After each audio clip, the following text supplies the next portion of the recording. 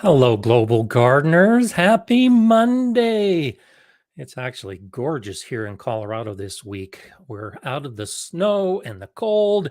It's sunny and it's warm until this weekend, of course. This weekend is going to be cold and snowy again, but Mala and I have been able to get outside and enjoy and clean up the garden a little bit, and it's just fantastic, chomping at the bit for springtime. And that's why I want to talk about seeds today, because if you haven't got your seeds yet, you probably need to be getting your seeds soon as we go into the growing season. And for Rick and the rest of you that are in the middle of your growing season, start thinking about seeds as well. And we'll talk about this as we progress. So nice to see everybody here. Shout out to Cheryl McNaughton, a new member at the training level of the Gardner Scott community. I look forward to seeing you and some of those places where we get together, Cheryl. So thanks for being a member there. And give a shout out. Welcome to Phoenix Sullivan in Oklahoma. Always nice to have new people and all the regulars, of course. And so let's go ahead. I want to start right off in our membership Facebook page. Sandy made a comment that is perfectly appropriate for today about seeds. The point is that don't assume just because the seeds are being sold in your local store that they're suitable for growing in your area. Sandy noticed that they had different types of onion seeds, both short day variety and long day variety, and even some intermediate varieties. And so, if you remember my onion video, I talk about that when you choose your seeds, specifically with the onion seeds, it's important that you choose the right type of seed to go with your region, specifically your latitude, because that will affect how the onions will form a bulb, whether it's short day, long day, or intermediate day. Well, as Sandy noted at the store, they sell all three different types. And if you choose the type that doesn't match how much sun you get during the summer, then you're not going to get good bulb development. So, this is where understanding your specific garden and how your garden performs and then matching the seeds to your garden really can make a difference. Don't just trust the big box store and the rows and rows of burpee seeds and assume that everything's going to do well in your area. I have that issue here in Colorado because of my short growing season. I give myself 100 days. Some days or some years it's a little bit more, some years it's a little bit less. But if I can't grow something that will start from seed to harvest within that 100 days, then I'm wasting my time. But I'll go to the store and I'll see a lot of those melons in particular that might be 120-day varieties. That just doesn't work here in my region. But they sell the seeds. The stores really don't care. They just want to sell the seeds. And I can tell you, you've probably seen this as well. The people working at the stores, they certainly don't know anything about the seeds they're selling and whether they're actually going to survive in your garden. So do that little bit of extra investigation when it comes to selecting your seeds and then trying to find the ones that actually will fit. And there's Jay on top of things with a link to that onion seed video that I did. Shout out to Jay and Heidi, of course, our fantastic moderators. And so Gene Strange is asking, do you prefer seed or bulb onion? And so the big issue when you grow onions is whether you start from seed or whether you get sets to put into your garden. There's lots of different options. I like almost exclusively when I grow something to grow it from seed myself. When you are buying the bulb onions, you're essentially buying 1 year old onions. Those are onions that were started from seed the previous season. They were allowed to grow. That initial bulb was developing, and they pulled a plant and sell it later in the year to you. So you're growing second year onions. Not that there's a problem with that. That is a way to get a nice big bulb. So if you're looking for the bulb, often buying it like that and then transplanting them into your garden will give you better bulb development. I just like the process of starting from seed. It's usually much cheaper to grow from seed. I don't typically get the big bulb development when I'm doing my own seeds compared to getting the sets or the starts from a local nursery. So it's personal preference. I just like doing a lot from seed, even if I don't get the big bulb development that I could get otherwise. Serena's wondering, is there a website that lists all the seeds that need chitting, cold stratification, or soaking, and how long they need soaking or cold stratification for a successful start? No, there isn't a single website that I'm aware of that gives all of that. Now, there are a number of websites, and I've got a video on potatoes and chitting. I've got a video on stratification. I've got a number of videos on starting seeds and germination. And there are a lot of other channels that do the same thing. There's a lot of information out there. If you go to the Master Gardener websites and find their fact sheets, you'll find a lot of information. But as for a website that lists all the seeds that need it, no, there's just so many seeds out there, and so many seeds have distinct variations in what they need compared to others that that's where the experience and the practice and the experimentation comes into play with your garden, is just figuring all that out yourself, because there really isn't a central repository that I'm aware of. That would be great if you could go to one source, and some sites are better than others. You know, Johnny's Seeds, for instance, is real good. Lots of real good information. I like Fedco. Fedco's got a lot of great information, but it's only with the seeds that they happen to be selling, and there's many more varieties than what they happen to have. So start making notes. That's where the seed journal stuff comes in, and it's important that you understand what will work. And so chitting seeds, it's actually chitting seed potatoes. So chitting is a process when you are growing potatoes where you let the little sprouts develop before you put the seed potatoes into the ground. So watch that video and you'll learn about chitting and how I start my potatoes by following that specific process. One of the big things, and I've been getting seeds all week long. I've ordered from 5 different companies already, and there's at least one, maybe 2 more I think I'm going to order from. And so when you're looking to buy your seeds, I think it's important that you first define what it is you're looking for, because go ahead, raise your hand if you end up buying more seeds than you really need. Come on, all of us raise our hands that we buy seeds that we really don't need, but they sure look good in the catalog or they look good online. And so we end up buying those seeds. To avoid that, or at least minimize it, try to have a plan in place before you go shopping for seeds.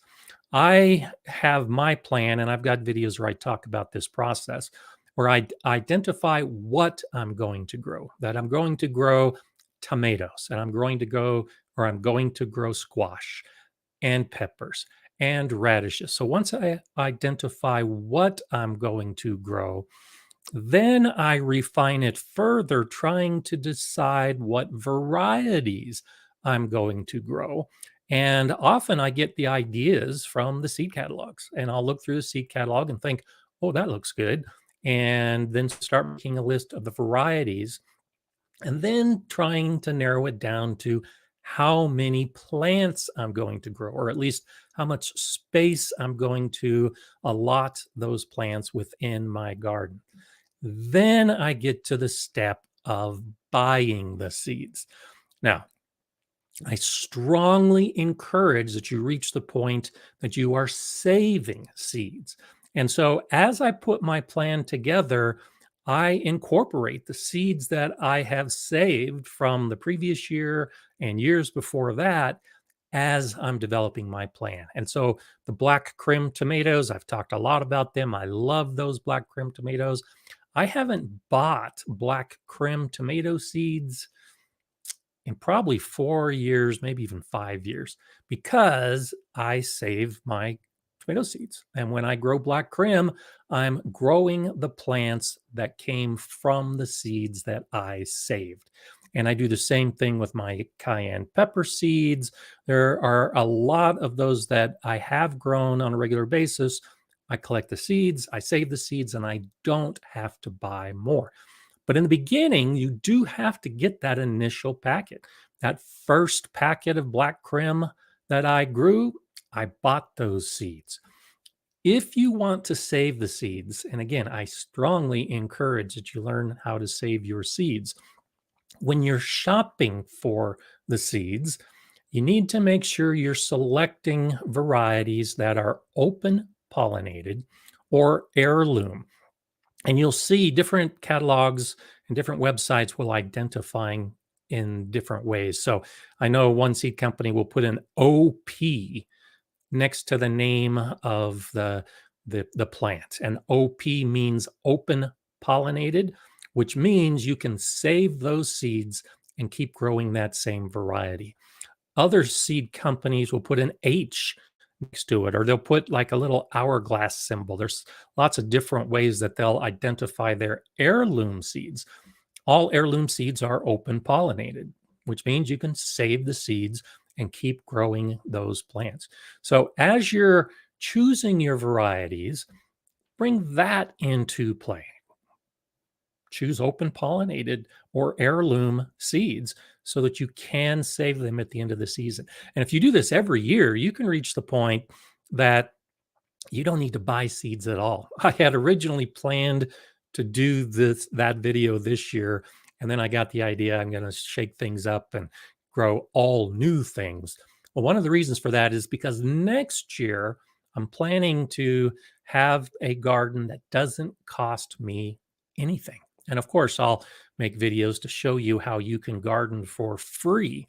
Well, the way it starts is by using the seed that you've saved. And so this year, with all of those new varieties I'm trying, most of them are open pollinated, which means I can save the seeds. And then next year, when I don't want to spend anything, I'll just use all the seeds that I've saved. You can easily get to that point, but it begins by choosing those open pollinated and heirloom seeds. Jay says, tip, you can save almost any seed. It just may not be true, i.e. unpredictable results, unless open pollinated or heirloom. Exactly my point. Thank you, Jay. You can grow hybrid seeds, absolutely, and you can save those seeds. It's just, if you grow a sun gold tomato, delicious tomato, I've grown it a lot. That's a hybrid variety. And I have saved sun gold seeds and planted them to get the plants that go in my garden. And you don't really know what's going to happen till the end of the season. Well, the year that I was growing sun gold from saved seeds, some of those tomatoes were red, some of those tomatoes were yellow, some of those tomatoes were orange, some of those tomatoes were small, some of those tomatoes were large on all the different plants. So one plant might have small red tomatoes. Another plant might have large orange tomatoes that were sour. And none of the plants looked like sun gold, which is an orange colored tomato. None of them tasted like the sun gold, but they all produced tomatoes. So yes, by all means, you could save hybrid seeds. You just never know what you're going to get. They're not going to grow true to the parent. Whereas the open pollinated and the heirloom seeds will grow true, and you really can expect that to benefit your garden and save you some money. Bohemian Herbology, hello to you. Seeds are beyond wonderful. I could listen all day. I agree. I love seeds. I love saving the seeds. I love germinating the seeds. I love all aspects of the seed. So that's one reason why I've got so many videos on how to grow with seeds, because I really do think it's an important way to move forward with your gardening and saving money, but also it allows you to focus on the plants that do well. If the plants you grow in your garden do produce seeds, then they've been successful. And I think it's important that we grow the plants that are successful in our gardens. And it begins, of course, with the seeds. Now, when you're looking for the seeds to buy, it really doesn't matter where you buy the seeds from. And so I did a video a while back on getting the cheap seeds from the dollar store. And I love going to the dollar store. I think recently they were 4 for $1, but I remember going on one day towards the end of the season, they were on sale for 8 for $1 packets of seeds. And so I, of course, went nuts and bought seeds I really didn't need. But how can you not buy seeds when the package is only 25 or a 2-for-1 bargain? Those seeds did great.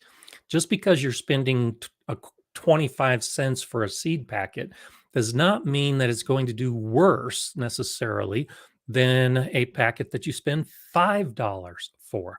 You can expect that if you get a seed packet from an online source or a local store, those seeds are going to grow.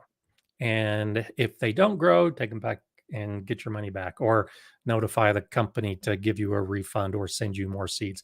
It's very rare that a package of seeds does not grow. The seeds that grow from the 25-cent pack, the plant will look exactly the same as the same variety of seeds that was in a more expensive package. So start there. If you're on a budget, it's okay to go ahead and save some money when you buy your seeds. You won't get the variety. So at the dollar store, at least my local dollar store, they have a pretty good setup for seeds. Hundreds, I'd say probably 2, maybe 300 different types of plants and all different varieties.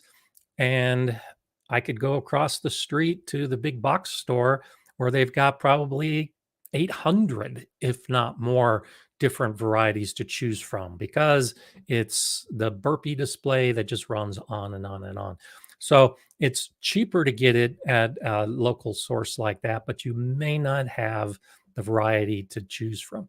And if you've started your planning by looking for very specific varieties, well, then you might not be able to find it anywhere. One of the varieties that was recommended to me this year was a white Tomasol tomato. I thought it sounded great. I wanted it. That's not the kind of thing you're going to find at your local store. In fact, when I went online trying to find those seeds, I only found 2 sources that even sold them. So the more specific you get, the more refined your search, the harder it's going to be to find the seeds that you're looking for. If you are okay with just growing any kind of carrot, any kind of tomato, any kind of squash, then yeah, go find the cheapest source you can find and start growing those. As you develop the experience, as you find out what works in your garden, now you can move up to that level where you are looking for very specific varieties because of the color or the taste or the size or whatever aspect you're trying to get from that particular plant. But in the beginning, save some money and and buy the cheap seed, and it's actually going to work out pretty well. I wouldn't worry about it at all. Alora S says, I have noticed that if an entire packet of seeds didn't grow, it was a mistake made by those who planted them. So yeah, I would tend to agree with that. There are guidelines, at least here in the United States, as far as germination. And so you should get at least 90% germination on seed packets from any seed company that's selling in the United States. If you get less than that, if you get none, then yes, it's possible that the seeds were irradiated or had some kind of storage issue and they were all bad, but more likely it's that the gardener did something that didn't match what the seeds needed, and they might have germinated and then died immediately after germination, or maybe never germinated at all. So I would agree with that. If everything goes wrong, it's probably not the seeds. So Robin is wondering, how do you keep plants from cross-pollinating? So let's talk a couple things, because I did get a couple questions about this over the weekend about cross-pollination. And cross-pollination is another one of those areas I think there's a lot of misunderstanding about when it comes to gardening, and especially with new gardeners. So if I'm planting seeds this year, and let's say I'm planting a zucchini, a black zucchini, and I'm planting a yellow zucchini, two completely different varieties of zucchini. I can grow those plants side by side. They will cross pollinate each other with the insects in the air. Some of the pollen from the yellow zucchini will transfer over to the black zucchini. But in the first year that those plants are growing, cross pollination really doesn't matter if you're not saving the seeds. Cross pollination only matters if you're going to save the seed. So, because they are the same species, they're just different varieties, it's okay that they cross pollinate each other. And so I don't try to prevent cross pollination when I'm growing squash throughout my garden, all different kinds of squash, because they don't affect each other. The pollen is just for the seed development, well, the fruit development, and then the seeds will result from that. And so you can grow 5 or 6 different kinds of squash. They'll cross pollinate each other, but the flavor isn't going to be different, and the color is not going to be different. So just because you're growing 2 different varieties side by side does not mean that the flavor is going to change. And so one of the questions I got was, I grew melons right next to my cucumbers, and the melons were all watery and didn't taste sweet. And, how do I prevent that cross pollination? Well, first off, they're completely different species. So the cucumber is not going to cross pollinate a melon, and vice versa. And so it's kind of like we were talking about the seeds earlier. If something goes wrong with the taste and the color and how a plant grows, it's not due to cross pollination. It's probably due to the soil and pests and weather and lots of other factors. So, right off the bat, if I'm not saving seeds, I don't keep the plants from cross pollinating. It's really not an issue at all. If I want to save the seeds, now there are a couple things to consider. You have to keep the pollen from one plant from getting to the other plant. And one of the best ways to do that is a barrier of some type. And so it can be difficult, but you've got to keep the insects away from your plant. So if you want to save, let's say you're growing a pumpkin, and because pumpkins are about the easiest to do this with. You're growing pumpkins and you want to save those pumpkin seeds. It's an open pollinated variety. You have to cover those pumpkin plants with fabric to keep the insects away. And then you get in and hand pollinate the male flowers, take the pollen and put it on the female flowers. You'll get a pure pumpkin. You can save those seeds and then grow the exact same pumpkin in the following years. Another option, and this is one of the things that I like to do because I think it's easier, you stagger your planting times. So if I want to save those same pumpkin seeds and I also want to grow squash, well, the squash will cross pollinate the pumpkin. So what I do is I start growing the pumpkins and I wait 3 weeks or so before growing the squash, maybe even more. Well, the pumpkin's going to grow and flower long before the squash develops flowers. So those very first flowers that get pollinated and form fruit have not been cross-pollinated by anything else. And you can save the seeds from that very first pumpkin that develops and it'll be pure seed. Now, the squash is going to be cross-pollinated by the pumpkin. And so, same idea. If you're not worried about saving those squash seeds, then just stagger the times and everything will be fine. So that's the method that I prefer, is actually staggering the planting and flowering time to make it easier.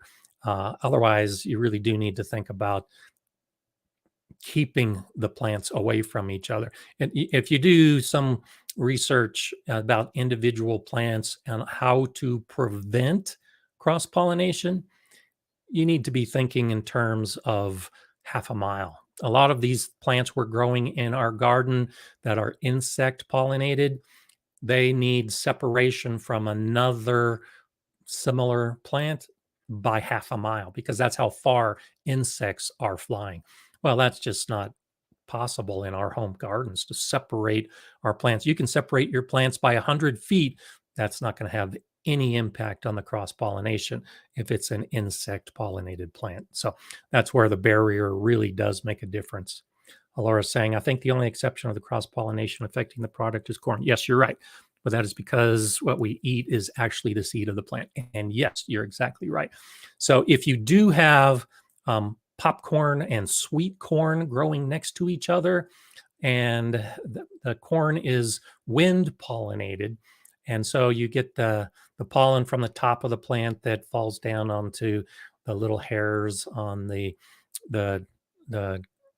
what lead to the kernel. So when you're looking at the corn plant in particular, and we have all those little hairs that we're pulling apart when we cook the corn.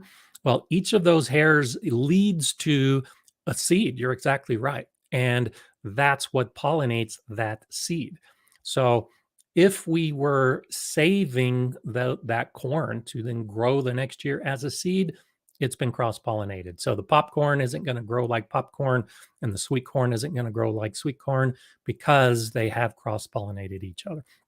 And because we're eating the seed, it does affect how it tastes. So I completely agree with you, and you are completely right, Alora. But because we're not eating the seed when we're eating a fruit or a root or a leaf of a plant, that's why you don't need to worry about the taste. But if you like pumpkin seeds, and so when I grow my pumpkins, I'll save the seeds and then roast the seeds as a snack.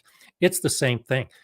Depending on what those pumpkin seeds have been pollinated by, you can expect one year to the next that your roasted pumpkin seeds could taste different because of how they might have been pollinated from the other squashes in your garden.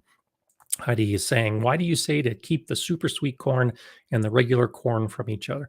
Well, and so that's hopefully what I just explained helps answer that. It's because the seed is different. So cross pollination actually changes the genetics of the seed. And so because we are eating the corn seed, that flavor will be different with cross pollination of the corn. Nothing else is going to contaminate the corn. Squash is not going to cross pollinate the corn. Melons aren't going to cross pollinate the corn. But two different types of corn that cross pollinate, it will affect the flavor. Absolutely. And so, talking about distance, for instance, the commercial farms that are growing corn that go on for miles and miles and miles, those are all the same type of corn. They're not going to grow multiple types of corn in their fields because of that concern. And a region that's growing feed corn, for instance, for livestock, it's all feed corn. All of the fields are growing the field corn. And so take a look. If you grow in a region that grows a lot of corn, if you are driving past miles and miles and miles of cornfields and you don't see a farm stand that has fresh ears of corn for sale, that's because all of those fields are field corn. But if you're driving in another area with miles and miles of cornfields, and every mile there's a farm stand selling you sweet corn, that's because all of those fields are growing sweet corn. They're not going to mix because it does affect the flavor. Okay, let's see. CJ Don is saying, how do you decide which fruits to save from a plant for seed? Good question. And so I like to grow multiple plants. And so when I grow my black krim, so for instance, I'm not growing black krim this year, but I did grow black krim last year and I saved seeds. I grew 3 black krim tomato plants, knowing that I was going to save seeds. I chose the fruit from the strongest plant, and that's what I'm moving forward with. That's the first step, is choosing the seed from the fruit that does best in your garden. And so this year, with all those new varieties I'm growing, I'm going to do the same thing. I'm going to grow at least 2 of all the tomatoes. I think I'm up to almost 20 tomato varieties right now, but I'll plan to grow at least 2, and then I will save the fruit from the best, strongest plant moving forward, with the assumption being that the fruit on the best plant is going to produce stronger seed, and that seed will produce stronger plants moving forward. I also, like I was talking earlier about the cross-pollination issue, I'll save the seed from the first fruit because chances of it being cross-pollinated accidentally are lessened dramatically. Now, it's very rare for tomatoes to cross-pollinate from one side of the garden to another. And 99.9% of the time, a tomato is going to pollinate itself, and you don't have to worry about the cross-pollination. But just to be sure, I usually save the seed from the very first fruits just to reduce any likelihood that that has happened. Now, there's a caveat to that, because with a tomato, I'm harvesting the tomato when it's fully ripe, and I can save that seed. Doesn't work that way with cucumbers. So if I'm going to save the seed for or from a cucumber fruit, I'm going to harvest it from the very last cucumber, the cucumber that has stayed on the vine the longest. It's gotten big and fat and yellow, and then it starts to turn orange. That is a cucumber reaching full maturity. That's what I'm going to save the seed from. If I save the seed from a cucumber that's small and green early in the season, those seeds aren't mature. They're probably not viable and they won't do well. So it does depend on when the fruit reaches maturity that determines when I'm going to save the seeds. And that's one of the factors I use in deciding how I'm going to harvest those particular fruits.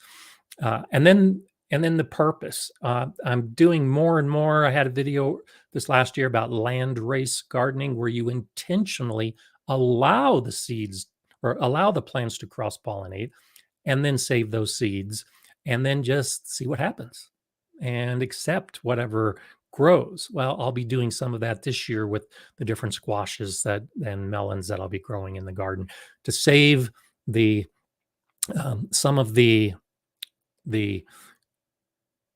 fruit that I know is going to be true, like from the very first fruit that I collect. But then I'm also going to save some of that late fruit that I expect to be cross-pollinated and will turn into a hybrid of some type. It's all part of the experimentation that I'm going to move forward with. So hope that helps. It's, the I like the idea of strong plants in my garden, especially if you have a garden like mine with a short growing season and very severe heat and wind and thunderstorms in summer.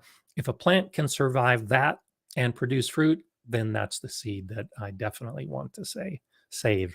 Two gals are saying, my intention last year was to save tomato seeds. At the end of the season, blight blew in and I couldn't control it, so I destroyed the plant. Can you save seeds from plants like that?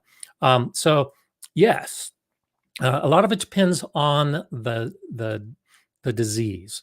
So for the diseases that tend to be caused by a fungus, then it's not a problem whatsoever. And so one of the most common fungus diseases that we get in our gardens uh, affects the tomatoes. We can also get some of those that affect the squashes, and so the fungus is affecting the leaves of the plant, causing those leaves to wither and die or turn gray. And so that fungus, in most cases, is not going to be transferred to the seed because the seed is inside the fruit. And so definitely you can save those kind of seeds without an issue. If it's a bacterial disease, then same basic idea where the seed is probably okay inside the fruit, but that's an instance where you might want to soak those seeds uh, in something like hydrogen peroxide to kill the bacteria before you sow those seeds later on. And then you've got the possibility of a seed having a viral disease. And there are some studies that have shown that a virus might actually reside within the seed and can be spread by planting that seed. So it depends. It depends on what kind of disease you have as to whether you can save the seed. But with something like blight, yeah, as long as the tomato fruit has fully ripened, you should be able to save that seed without too much issue. Blight is one of those things that will blow into a garden. And so if you avoid saving seeds because you've got blight, you're missing an opportunity because you're probably going to have blight the next year, whether you save the seeds or not. And saving the seeds can save you some money and also help give you some control in your garden. Especially, this is where the strongest plant idea comes in. If you have like early blight or late blight that hits your tomatoes, and you notice that there's a plant that is doing great and the others aren't, then that plant that is fighting off the blight, you should definitely be saving the seeds from that plant because you may have found a new genetic modification within those seeds. That's one way that seeds are developed. And when you find the heirlooms and the open pollinateds in particular that say they're resistant to particular diseases, that's how they found out. The plant didn't get the late blight when all the others did. They saved the seed from that plant that was able to survive. And now, from here on out, those seeds are probably going to be resistant to that late blight. So notice those kind of things in your garden. They really can make a difference. Dusty Flats is wondering, do all flowers of the same family cross-pollinate? So many cosmos, zinnias, marigold colors right now. So they need to be in the same species. And so the same family does not necessarily mean they're going to cross-pollinate. They do need to be the same species within a particular family. But yes, any flowers that are in the same species can cross-pollinate with each other, and you can save those seeds. And this is actually an interesting experiment that you can do. And so in Colorado, our state flower is the columbine. It's actually a purple and white columbine flower. And so a number of years ago, I had a patch of columbine flowers, and I had the purple and the white, and I grew some red, and I think I probably had 5 or 6 different colors of blossoms on all of the different columbine plants I was growing. Of course, they cross-pollinated with each other, and I allowed the seeds to drop to the ground and grow again the next year.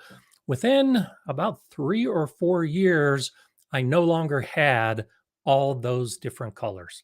It pretty much came down to all of the flowers were that same purple and white, because the genetics of that particular flower was probably stronger than the genetics of all those other off colors.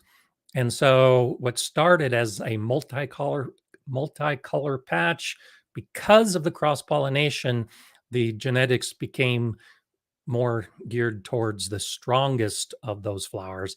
And it's still a beautiful patch of columbine flowers. I just lost all the color. And so you can expect that if you are growing flowers and allowing them to seed, or allowing them to flower, set seed, and then let those seeds fall to the ground, or save those seeds to plant. And you'll see that with cosmos as well. If you grow different colors of cosmos, after a few years, you're probably going to see that the variation is no longer there. It's going to end up being whatever the strongest of the flowers are. And so if you like all the different colors, that means every year you've got to go ahead and sow seeds or start plants of that other color you like, if it ends up that's not the one that has the dominant genetic traits to it. And so, yeah, Bohemian Herbology says, didn't realize dandelions could be bred. Baker's Creek has a pink one. Pretty wild.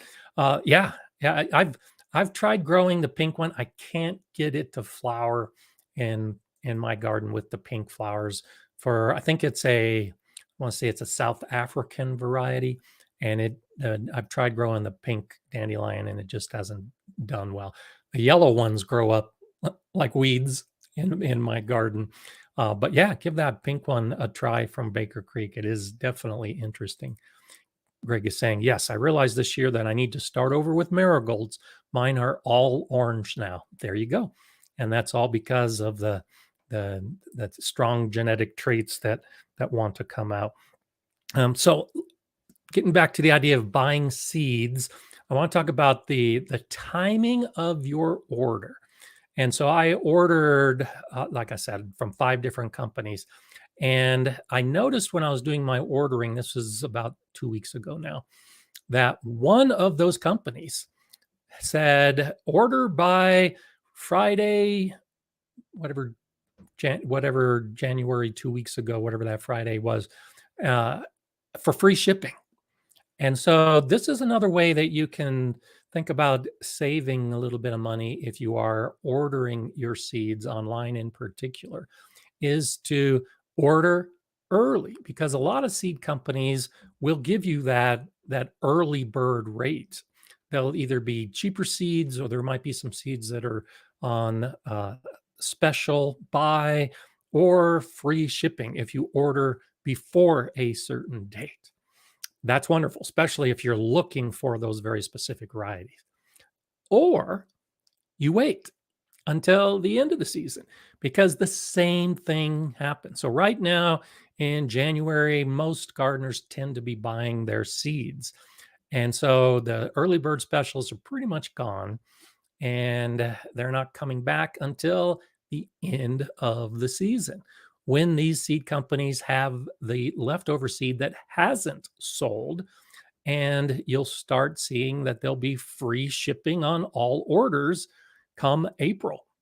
And so, if you're not so concerned about the timing of your seeds, especially if you're going to be direct sowing into the garden, you can wait and then just see what's available and pick up some of those seeds, often at a discount because it's the end of the season. And they'll throw in free shipping because it's the end of the season.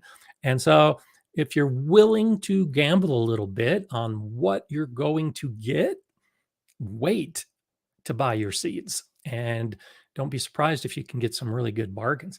Now, that I think works best for the seeds you're going to direct sow in the garden, because if you want to grow the peppers and you want to grow the tomatoes from seed, you've got to start them many weeks in advance before you put them out into your garden, probably weeks before those sales start popping up.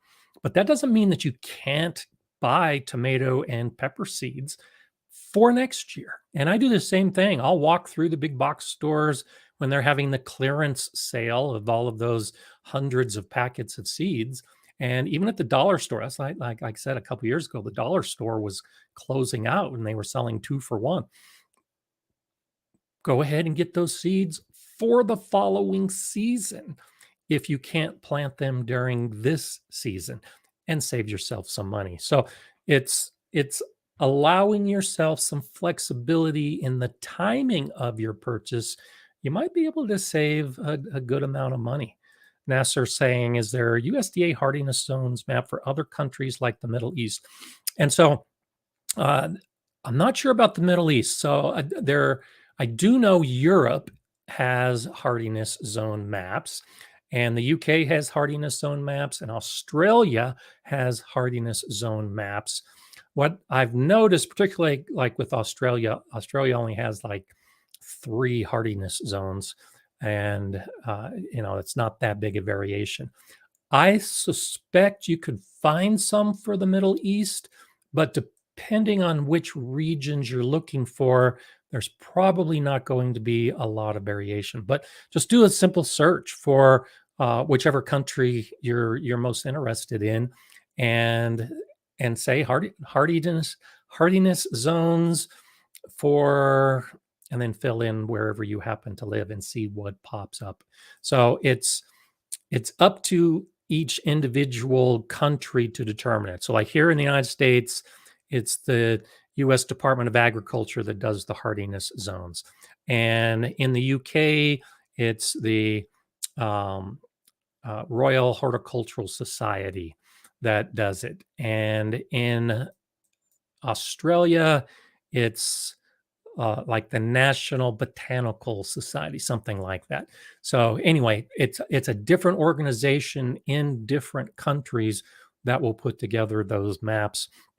And so I doubt that there is an overall or all reaching hardiness zones throughout that region. But I bet you within individual countries, if there is a botanical society or an agricultural aspect from the government that puts those kind of things together, you might be able to find it. So that would be interesting to find that information for. So if you do, let us know. Dan is saying, MI Gardener does free shipping on a $20 seed order. Their packets are only $20 each. Great deal. Yeah, so that's another thing to look for is how much you need to order. And so one of, I think it was Seeds and Such, I ordered from this year. It's that kind of thing. If you have a minimum order, then you get the free shipping. And often the shipping is $8 or $10, even for just an envelope with seeds. And when the seed packages are $2 each, that means you can order 5 more seed packages and get the free shipping for the same cost. And so, yeah, that's how they suck us in, and we end up buying more seeds than we actually need. But if I'm going to be spending $50 with a seed company, and I can get $50 worth of seeds and free shipping, or $40 worth of seeds and then pay $10 shipping, I'll go ahead and get the extra seeds and get the free shipping. So, and it's not just MI Gardener. There's a lot of companies that do that. Now, some, I think like Johnny's has got great seeds, but I don't think they have free shipping unless you order like $100 worth of seeds. So you do have to take a look at the company you're dealing with. And that's one of the reasons I asked this question on the Gardener Scott community a couple of weeks ago, asking how many seed companies you buy from. And the vast majority of us are buying buying from 3 to 5 different seed companies. And that's wonderful. Great variety. You can choose and pick whatever you want. But if you're looking for some of those big savings from the companies, particularly with the free shipping, then you might want to consider doing all of your buying from a single company. And there are also some companies that the more you buy, the cheaper the seed is. And so again, I think it's Seeds and Such. So if you order less than 8, it's $3.75 a package. If you order up to 15, it's like $3.50. And don't quote me on those prices exactly, but the idea being that the more you buy, the cheaper they become. And it's just like the free shipping. You look at those thresholds and you think, man, if I buy just 2 more seed packages, I'm getting the equivalent of 6 packages because now everything costs less. And so if you're not so concerned about specific varieties, then look for those kind of deals when you're buying online and end up getting everything from the same company at the cheapest possible rate and get free shipping. And MI Gardener, even though they're $2 seeds, I have a lot of MI Gardener seeds because they grow just as well as the dollar store seeds or the more expensive seeds that I can get from a different catalog. So they're going to grow. And if you can save some money, absolutely take advantage of that. And I agree with Mark. And as I was putting together my list of seeds, this was one reason why I ended up buying more from Baker Creek because I could get the same seeds from other companies, but it wasn't necessarily within the threshold of free shipping or cheaper packages with the other companies. But Baker Creek always has free shipping. And this is on my list to talk about as well. Look for some of the perks that these companies give. So Baker's Creek always throws in extra seeds. And so you're ordering 10 or 12 seed packages that you're going to get for free. Well, you can expect the surprise packets that are going to come in that Baker Creek order, and you never know what you're going to get. And I suspect that they are choosing some of the most popular seeds that they end up giving away for free because they want you to buy those seeds again in the future. And I know a lot of gardeners who actually have enjoyed the results of the free seeds from Baker's Creek more than the seeds that they actually ordered from Baker Creek. So look for those kind of things as well. If you can get the extra seed packages, and you'll see sometimes as well, order 10 packages and get 2 free. And so yeah, makes it easy to keep adding on to your order to get as many as you possibly can and save money and just load up on as many seeds as you possibly can. So Outlier Gardener says a good question. Anyone here get scammed by sketchy online seed sellers? I was searching for some exotic seeds and found some from a source that seemed too good to be true, and I'm hesitant to place an order. So you know how it is. If it's too good to be true, it's probably not true. And so I have bought from very small seed providers and I've had good success. So I wouldn't say I've ever been scammed, but I haven't always been happy with the results of what I got. And there was a pepper company, hot pepper company I ordered from a while back. And some of the seeds I got that were labeled as one variety of seed didn't end up being that variety of seed when I planted it. It was completely different. So the quality control wasn't as good. And in the packages I got, the packages ended up being just an envelope with a handwritten variety name on them. So no information about the plant and poor quality control. So I wouldn't necessarily say I was scammed because I wasn't expecting a lot, but some of these smaller companies are basically just people, gardeners who have saved their seeds and they're selling them. And so try it if it's a unique variety that you can't find someplace else and see what happens. You might actually be surprised by what you get. Another thing to look for, and one of the very first videos I did years and years ago, I talk about this and the seed catalogs. There are, if you order from a seed catalog, or if you go online and request that a catalog be sent to you, don't be surprised if you don't start seeing seed catalogs show up from companies you've never heard from, or seed companies that you have no interest in buying from, those catalogs are just going to start showing up. Well, there's a number of those seed catalogs that if you look at the address, it's all the same address.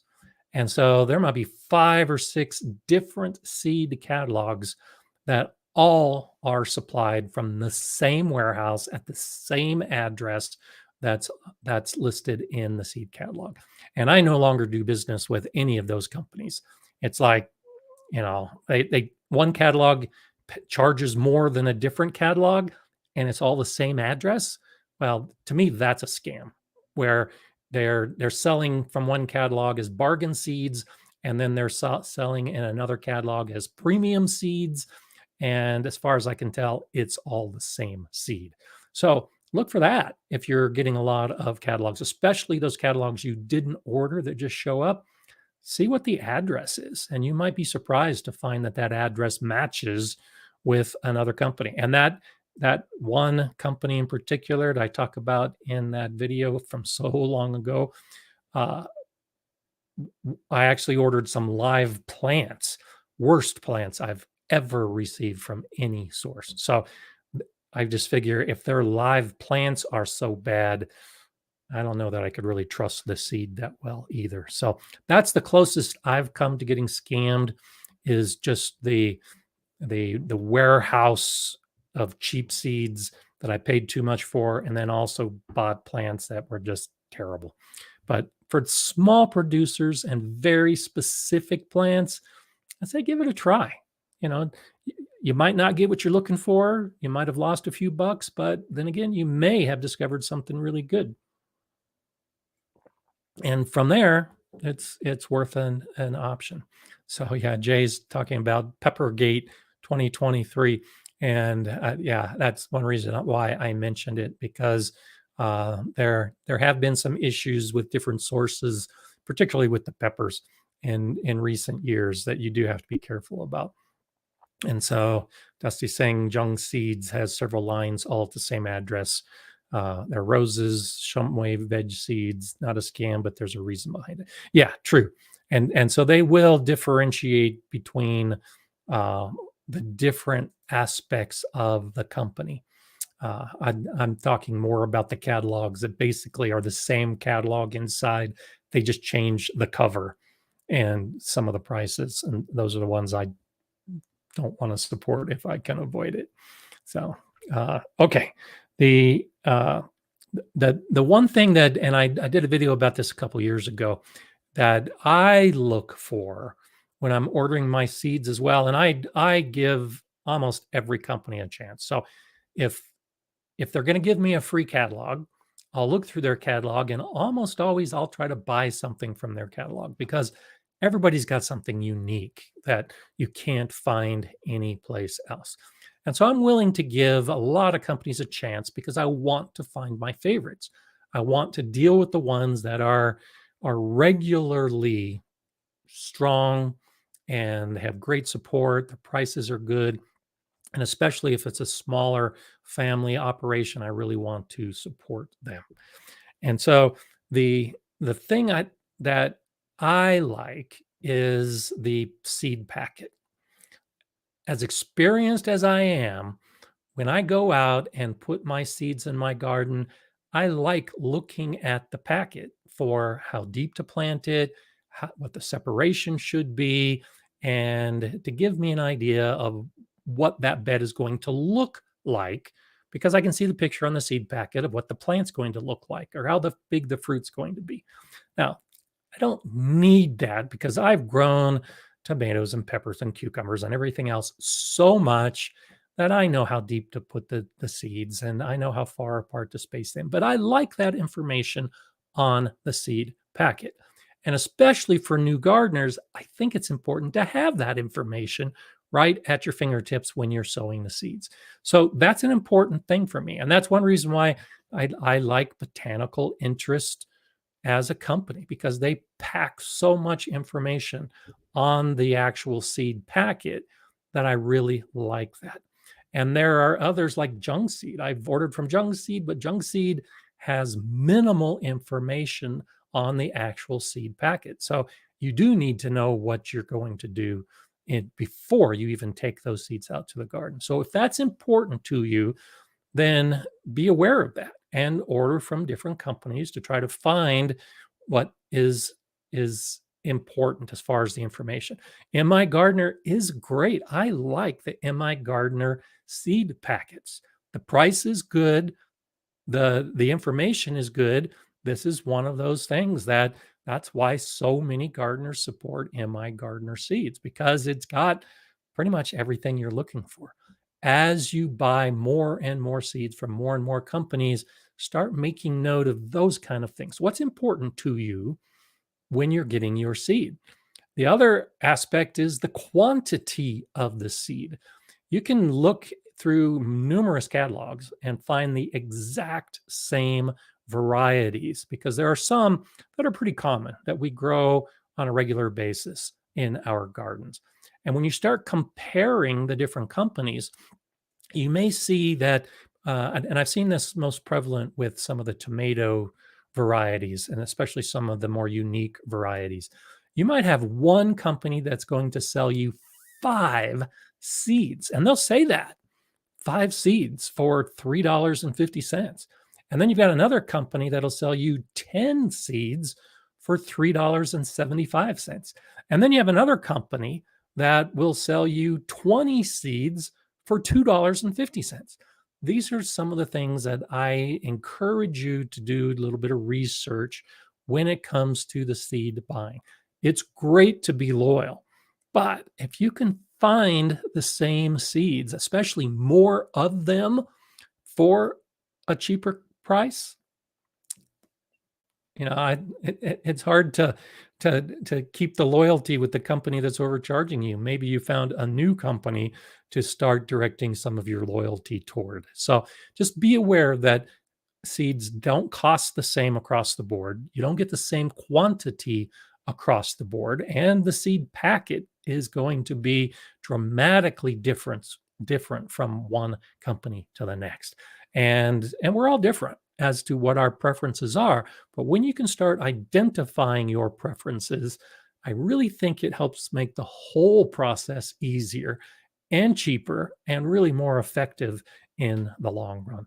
Tennessee Nana saying, if you Google the specific seed, most of the time you can get a lot of information about how to plant as well as what plant needs. Oh, yes, absolutely. And that's all part of my research when I'm choosing the variety, is I do exactly that. I'll Google the variety name, and then I'll see how to grow it, and then I'll find the sources for where I can get those seeds. And you're exactly right. That's a great way to get information, because there are companies like Baker Creek, and they have such great variety. I think they've got 1,500 varieties that are available on their website, but their seed packets just don't have enough information. And especially if I'm buying a really unique variety of seed that I've never tried before, and I go outside to plant it, if it's a Baker Creek seed packet, it might not give me enough information. So I have to do exactly this with all of my Baker Creek seeds. I find out more about the seed after doing a search, so that when I do put it in the garden, I know everything I need to know to be able to have that success. So while I'm thinking about it, let's talk about the background today. This is Josh Palm's garden. And so, Josh, thank you for sending me a picture of your garden. And this is, the best I can remember, the first drone shot that I've had as a background. So Josh sent up a drone and took a picture of his garden recently, and I love it. And this is one of those things that I did in the beginning, and I've done periodically since, and now I want to get my drone out and do it again.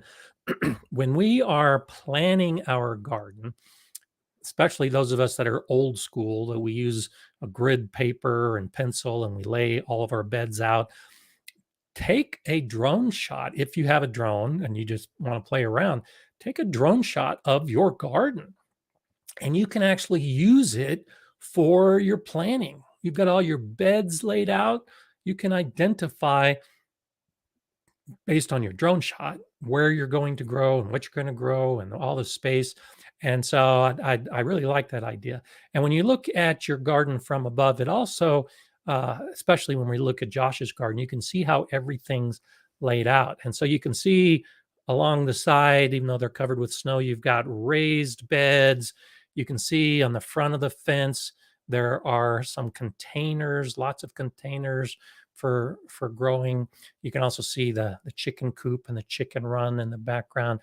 But it's not only good for us to see other people's gardens and how it's laid out, but it also can help you identify, do you have any bare spots? Is there an area that you're not growing in that you don't even realize it until you look at the whole thing with a bird's eye view of your garden? And so I think that's a great approach to take.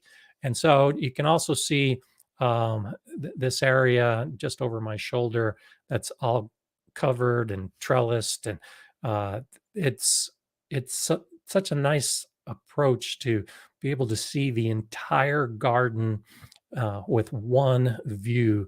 And I can see all of the stuff that Josh is doing along the fence. You can see some of the plants that were growing up the back trellis from the back side of where those raised beds are. And so get out there and not only take pictures of your garden, but take pictures of your garden from different aspects. And it can give you a whole different view. We're so used to walking through our garden and we look at our garden from eye level. Well, it's enlightening to look at your garden from much higher, especially if you have a drone, or from a completely different angle, or stand on a ladder and take a picture. So I hope Josh has motivated all of us to actually look at our garden in a different way and appreciate it from a different perspective, literally. And I have ideas. I love, I love how beds are lined up. I love how the containers are lined up, and I love symmetry when it comes to planning a garden and laying it out. So take a good look at the background and see if there's something in here that may give you some ideas that Josh has done, and maybe you might be able to use in your own garden. And also note, the double fence. So there's the fence that separates the larger area, and then there's this other fence, which to me says that this inner fence is actually a trellis that can be grown on both sides. And this same thing along this other area, that you've got the trellis on the inside of the fence as well. So you can really get ideas when you look at other people's gardens and see if maybe you can transfer some of those to other sections that you might be able to plant. Big Will Dog is saying, anyone else's garden skirting as close to HOA rules as possible too. The more I expand, the more buttering with produce I tend to do. That can be a challenge. Homeowners associations can be very strict with what they allow. I've got some friends from my garden club that are skirting that issue right now. The HOA says that you can't have a vegetable garden in the front yard. And so they started with their vegetable garden in the backyard, and it's expanded to the side yard. And so their vegetable garden is expanding, getting closer and closer to the front. And so they're ready for the HOA to say, hey, we can see your garden from the street, at which point they'll have to put up a hedge or a barrier or something. But I, I, I encourage that you get away with as much as you can get away with, because I think it's so sad that so many HOAs limit us. Colorado just recently actually passed some new laws that don't allow HOAs to reduce the plant, specific type of plants. So here in Colorado, we often have drought conditions, and many HOAs required that you have a lawn, a big bluegrass lawn that requires hundreds of gallons of water a week. Well, the laws have changed, and no longer can HOAs require that you have a lawn if you want to grow the xeric plants, if you want a xeriscape with native plants that don't require the water anymore. But it took a lot of years before that law was passed. And there's a lot of HOAs still battling that they want the big green lawns and waste a lot of water. And the homeowners don't want to spend the money on the water, and they'd rather have a yard that looks nice with flowers instead of a big lawn. So California is the same way. There are cities throughout California that have passed ordinances that now say you can't have the big lawn, even if the HOA says that you have to, for water savings. So times are changing. I think HOAs are going to start losing some of their control when it comes to the landscape in particular. And so keep your fingers crossed. We'll see what happens. Rob's Allotment Garden says, if I grew veg in my front garden, I would not get the chance to harvest it. It would all be stolen. So sorry to hear that. I know of gardeners in my area that do have that issue where that person walking by thinks it's okay to harvest from a garden that's not theirs. And I just think that's sad. I wish there was a better way to avoid that, but that is one of those things. And Milltown Life says, just guerrilla garden. I have a large pollinator garden at the retention pond on city property. Cool. I've got a video from a couple of years ago where I talked about seed bombs and guerrilla gardening, and that's a wonderful, wonderful way to get flowers in areas that nobody else is tending to. Go ahead and put some native flower seeds around a city pond and see what pops up. And that's one of those things. I know that there are organizations. There's an organization like that here near me, and they do that on purpose. And then they'll actually, once those flowers start growing, then they actually move in and say, hey, now that you've got these flowers here, help us, or let us help you tend them. And then before you know it, you've got a community garden set up. And it's a great way to kind of break the ice in some communities that are resistant to flowers growing. And there's a lot of those. So you just have to be careful about it and don't do anything that's illegal or might get you into trouble, but do be aware that it's something that you can take advantage of if it works for you. Again, back to the idea of buying seeds. And so I do encourage that you not buy if you can find a good source. So I periodically talk about my garden club that I'm a member of.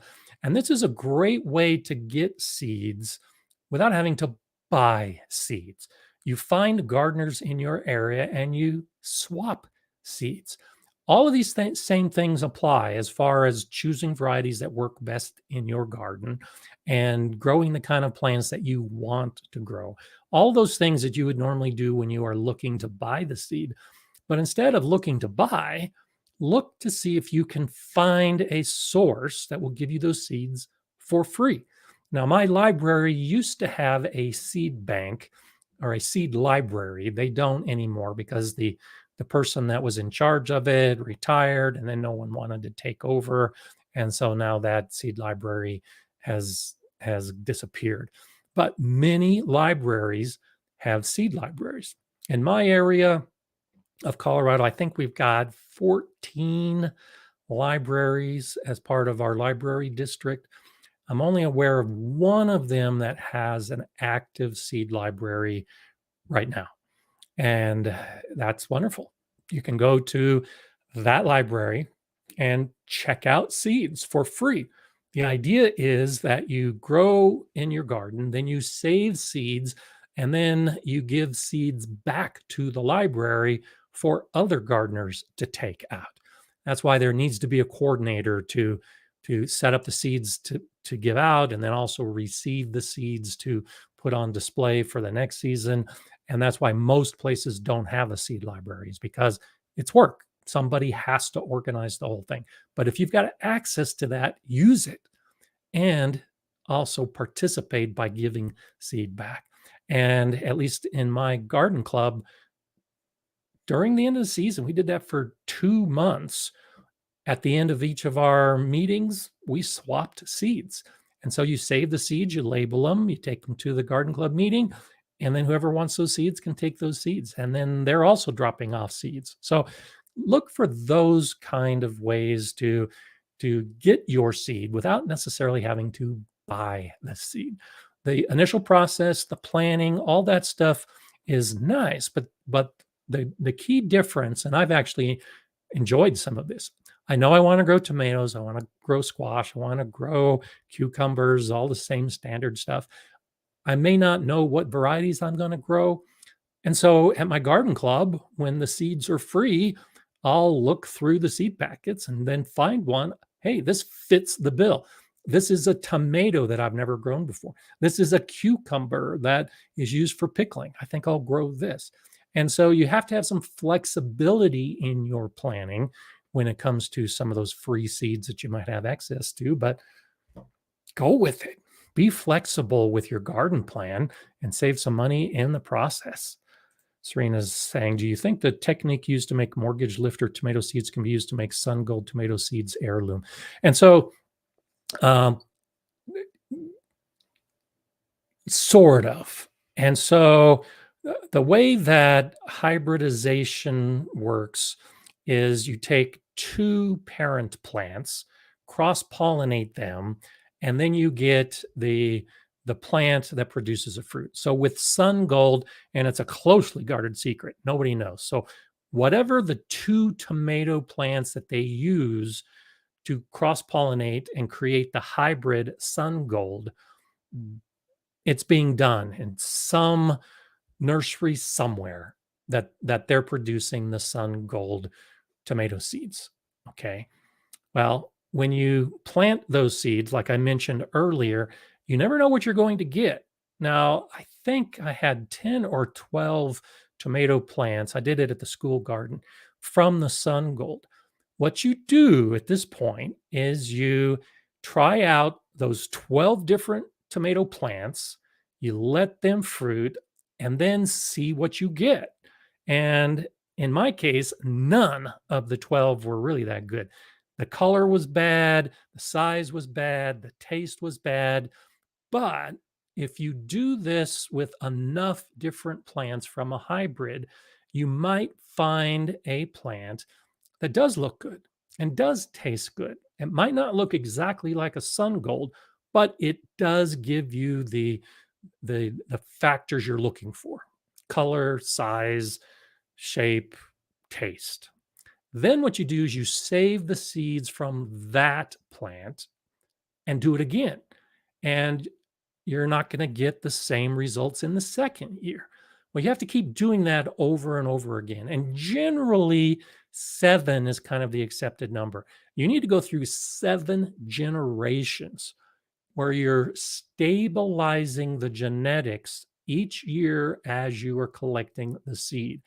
And after 7 generations, then you have a new variety. You've essentially dehybridized, and you have a tomato seed that is mostly genetically stable, and you can treat it like an heirloom or an open pollinated plant from that point forward. And so since we've been growing tomatoes for the last 200 years in particular, that's kind of how the mortgage lifter came out. Was you save seeds from plants that do well in your area or that have a particular aspect that you like. Then you keep growing that plant and then do it again. And after a while, you have a plant that produces consistent fruit from one year to the next. And the story behind the mortgage lifter tomato is back during the Great Depression. That's how that gardener was able to pay the mortgage on his house, because he had done that with a particular tomato plant, saved the seed, stabilized the genetics, and was able to produce a big, good tasting tomato that other people wanted to buy the seed. Anyone can do that. It's just a question of whether you want to spend that much time working to stabilize the genetics to create your own variety. And I've mentioned periodically that I'm doing that. I'm about in year 5 now for my Galileo tomatoes that had a genetic mutation all those years ago, and I do that. I have saved the seeds from these plants over the years, hoping to get that genetically stable seed.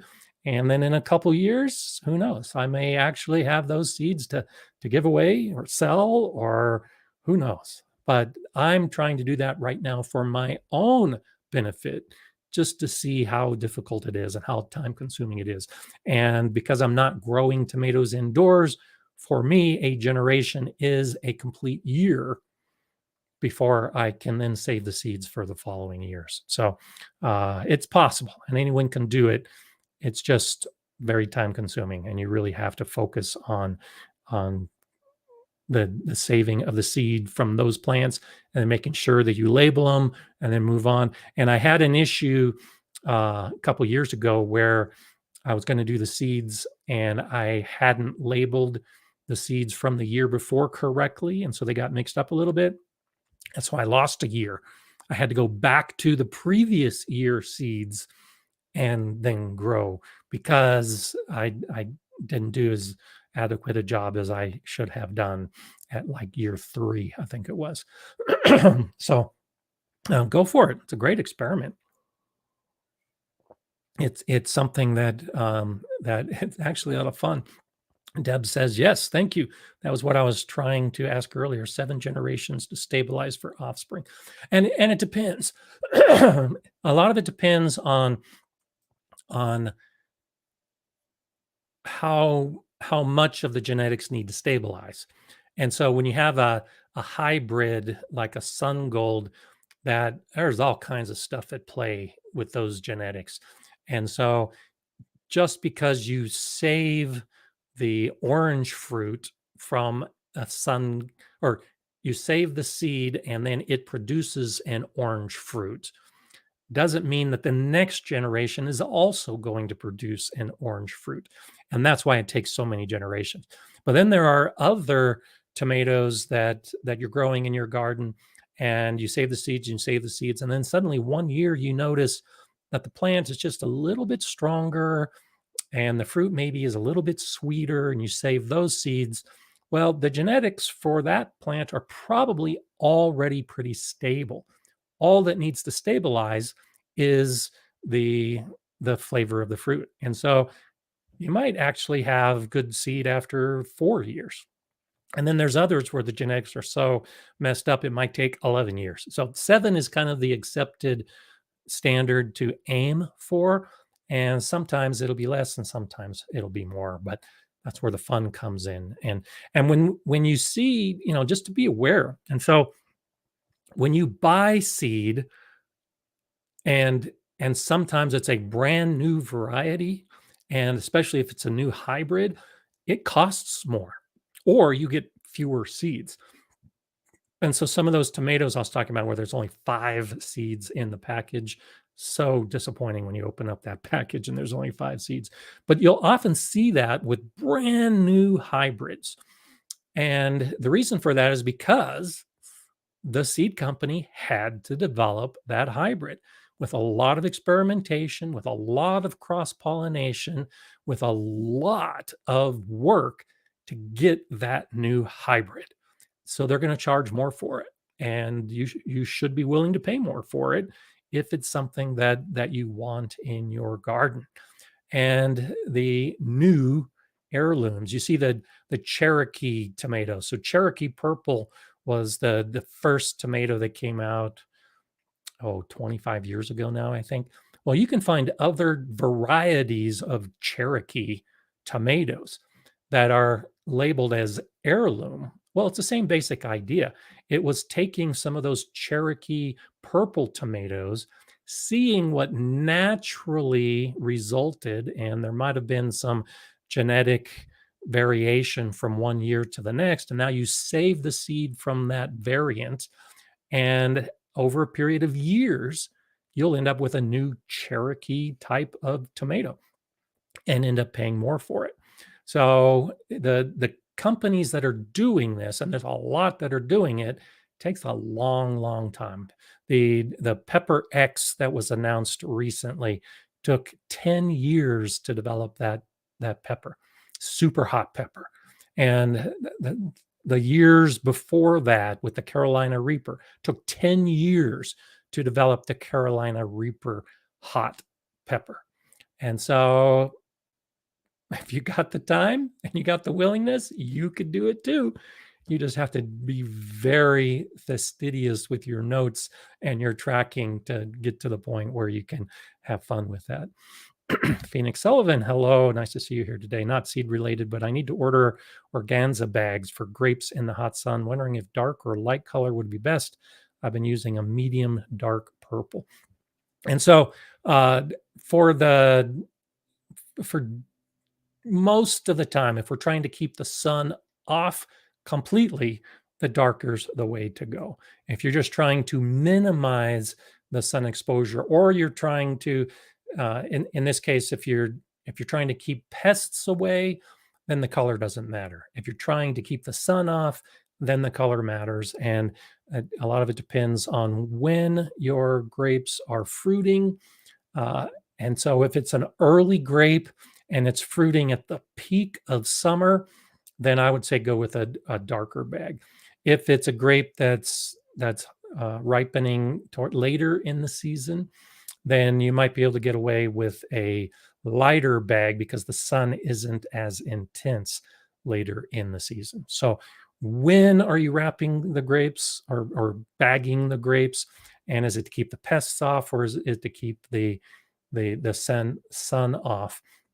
And I use shade cloth in my greenhouse, and I use shade cloth over my tomatoes in particular.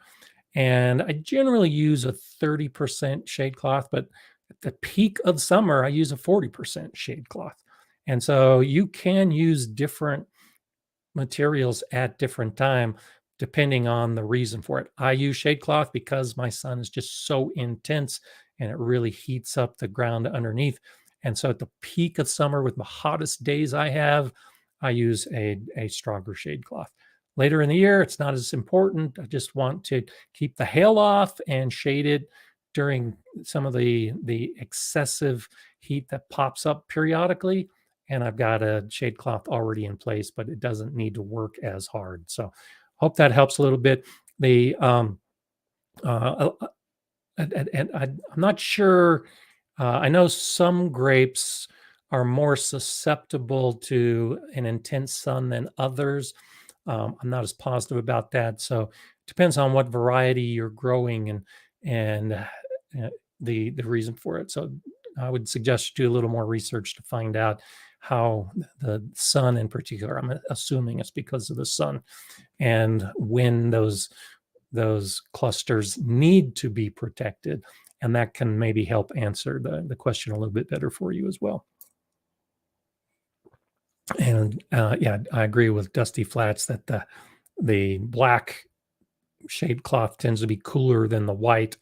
And a lot of that, some of that has to do with reflective heating, but the black tends to be a little bit better at blocking out the sun when you're trying to do it for the purposes of shade. Now, I wanted to go ahead and give a shout out, since I told her she would do this. I have no idea if she's watching today, but I want to give a shout out to Sherry. I have mentioned in the past that if you ever see me out and about, please say hello. I love chatting with other gardeners and knowing that people are watching my videos and knowing that we can talk for a few minutes about what it's like to garden in this area. And so I got a haircut last week, and as I was stepping out, a nice woman said, "Are you Gardener Scott?" And I turned and I said, "Why, yes, I am." And it was Sherry. And we talked for just a few minutes. She was having her hair done, and the whole shop stopped to listen to our conversation. And I wish we could have talked longer, but I really appreciated that. I really appreciated Sherry taking the time to stop me and say hello. And I could say hello back to her. And it made my whole week. It really did. I just think it's so nice. And I encourage it of you all the time. Get to know the other gardeners in your area. And gardeners generally, I think, are friendly people. And so we might be in our own little world and we're not paying attention to what's happening around us. All it takes is for a gardener to say hello, and we're going to perk up and it's going to make our day. So do that by all means with me if you happen to see me out and about, but also do it to other people that are buying seeds at the store or the nursery. If you're wandering through a nursery and you're looking at a plant and someone next to you is looking at a plant, I always strike up a conversation with that other person about that plant that we're both looking at. And it just is a nice way, I think, to help keep that happiness within the gardening community. When I did that trip to Connecticut early last year, I was amazed. I was at a uh, an evening event with a number of people, and there were two different people that came up to me. We're in Connecticut. One was from Washington, the other, I think, was from Virginia. And they came up to me and said, "Are you Gardner Scott?" We ended up talking for the entire evening between the two of them and me for hours about gardening, about videos, about life and kids. It really is a great way to break the ice and get to know other people because we have so many similarities. And same thing, because I happen to be in Connecticut, I stopped in, and why not check out Yankee Sister Homestead? And she has a beautiful garden area, and I enjoyed meeting you as well. We had lunch, we talked, and my whole trip was worthwhile because I got to spend time talking with another gardener. The trip was not about gardening, but when you can do that kind of thing, it's definitely a lot of fun. So get out there and and say hello. And I'm every time I go to get my hair cut now, I'll be looking for Sherry. And who knows, we'll probably never have an appointment time at the same hour, but I'll be looking for Sherry to strike up another conversation and to enjoy that conversation. So I just wanted to share that with you because I think it really does make a big difference. So many of us, especially as we retire and we focus on our garden, we lose some of those social connections that we might have had with work or with another organization we were involved with. And we don't have that social connection that we used to have because we've moved into another stage of life. Find those connections. Find the people that can help you out with something you like to do, like gardening, and you'll definitely have a better day for it. Next week, believe it or not, I'm going to be back on Monday and we'll be doing this all over again. I've got a very special guest that I know you'll like. So come back next week, same time, same channel with a new guest, and we'll talk gardening again. I'm Gardner Scott. Enjoy gardening.